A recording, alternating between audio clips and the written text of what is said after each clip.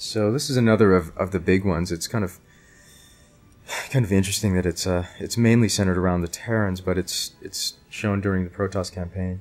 But we were just really having a hard time getting a whole lot of character out of Protoss. We'd always fall back onto showing Terrans, and it was just a lot of fun to play with the Terrans. So here we are, Terrans with Protoss. I don't remember. I think that we actually had done this one before we even knew where it was going to go. That's kind of how we did some of the big ones. We just didn't know exactly what the campaigns were going to be. We were working up at the front of the the design process for the game, so we just picked some things that we thought would be pretty safe, like Terrans fighting Zerg, Terrans fighting Protoss, and built flicks around them and figured we could drop them in, and it worked out.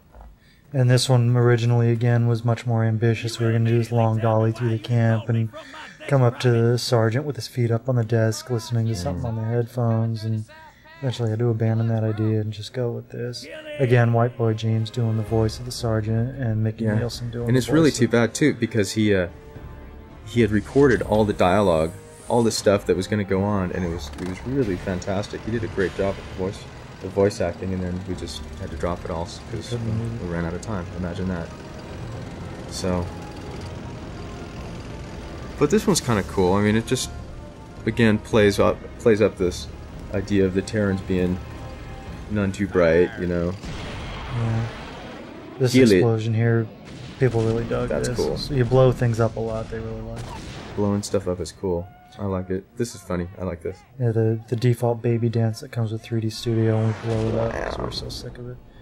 I guess I should mention Brian Sousa, Eric Flanham, Matt did most of the work on this one. And Nick did a little bit too. I mean, this was touched by a lot of people. Again, something we had to drop was Sarge was going to go through this whole thing where he pulled a cigarette out from behind his ear, lit it, took a puff, looked resigned to his face.